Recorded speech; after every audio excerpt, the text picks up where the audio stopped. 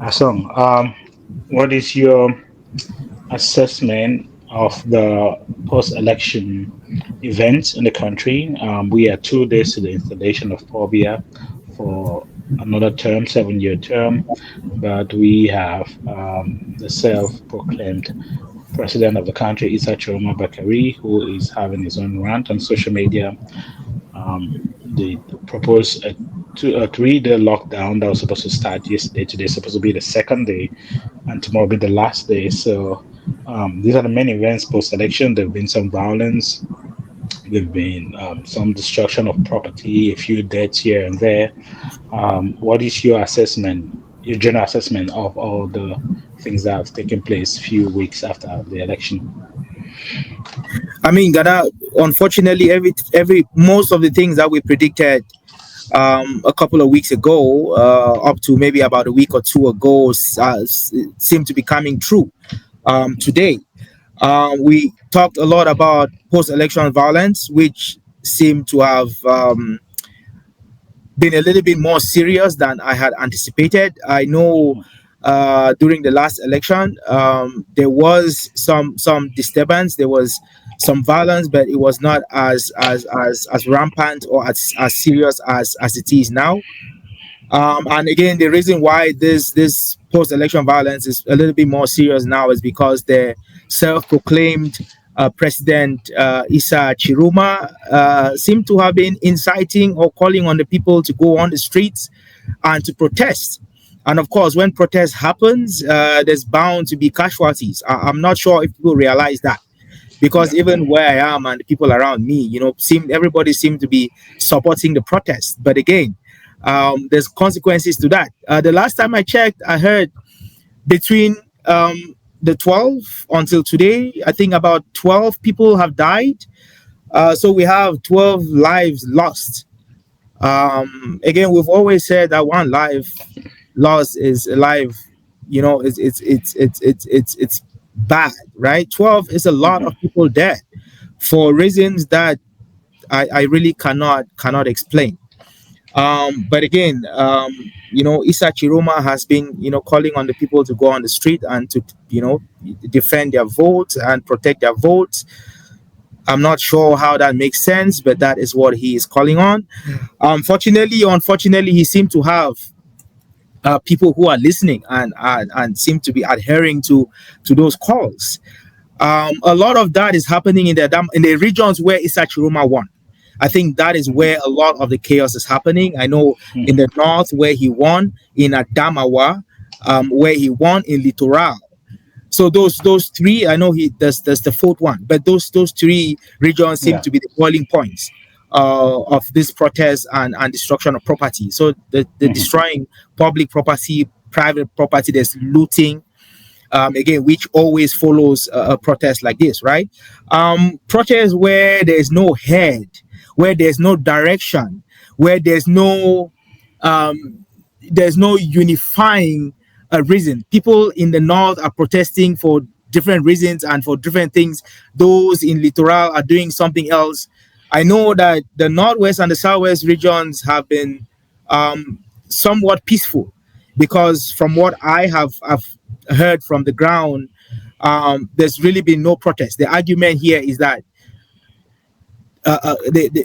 people from the north and the southwest regions of Cameroon have had their issues for so long, and all this while, people from the other side, from the east of Cameroon, have not been involved, have not been bothered with what has gone on in the west for 7-8 years now.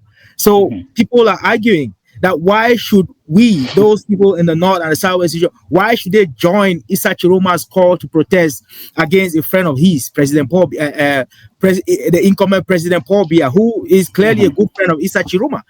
So that is the argument that people are making. So we have some sort of tranquility in Central, where, of course, the head of state won. We have a little bit of, disturbance in the east, I believe, but the rest of Cameroon seem to be doing okay. People are going about their businesses, and things seem to be settling down. Yesterday was a little bit more serious. I got videos in social media, a lot more activity happening. Today, which is second day of the call for a national ghost town, or VMO, as you say in French, wasn't exactly very effective. Issa Chiruma looks at this very differently because he came out with a statement earlier today or late Hmm. yesterday evening, evaluating and congratulating, jubilating about the success of day one of his 3 day lockdown. These are strategies that we've heard before. The Amazonian revolution have explored and exploited this strategy of lockdown. So that is not new for us in the English speaking part of Cameroon. I have more questions than I have answers, Ghana. Where is Issa Chiruma? I think that's a good question to ask. That's a good question. What is his plan? What is his strategy? How does he take power? Because while the president is in a 2D unity palace, where that is the heart of power in Cameroon, Issa Mhm. Chiruma is nowhere to be found. Yes, he comes out on social media like any people come out on social media. It doesn't matter where you are. The question is, where is Issa Chiruma? He has a story behind that. And another question that I want to ask is, the argument that I hear people make is that, oh, no real state like the US or China or France have called Paul Biya or sent a letter to endorse Paul Biya. I don't even know what that means. Paul Biya does not need a letter from the United States, a letter of support or Right. congratulations to rule Cameroon. He doesn't need that, right? But people make the argument, oh, he's not a legitimate president because he's not had a letter from this and that and that. For me, that's just noise. My question is, I haven't heard any any state speak in favor or endorse Issa Chiruma's claim of victory. Not the United States, not China, not the European Union, nobody. So the question is, has Issa Chiruma any support outside Cameroon? The international community, like everybody, Mhm. does he have any support? Does he have any friends? Because that's where it usually starts. You need to have a friend outside the country to be able to manage a revolution like this, right? And Mhm. again, revolutionaries don't fight outside the national territory. You cannot be a revolutionarist leader in exile. It rarely ever works. So those are some of the things that I'm hoping that we could touch on today, Ghana. I know I've gone, but Yeah, I beg well, very much. good summary as always. You captured pretty much everything that we're about to talk about and delve in. And you put forward a series of questions there that I don't have any idea, and I have no answers for you, unfortunately. I don't know where Isatruma is. Some say he's fled the country. Some say he's still in the country. Who knows where he is? I don't know. I would say my gut feeling is he's still in the country and he's still in his home, and there's just rumor out there that he's escaped. But I think my gut feeling is he's still in the country. He's still in his house. He hasn't gone anywhere. I just think the government is giving him a long rope to drag.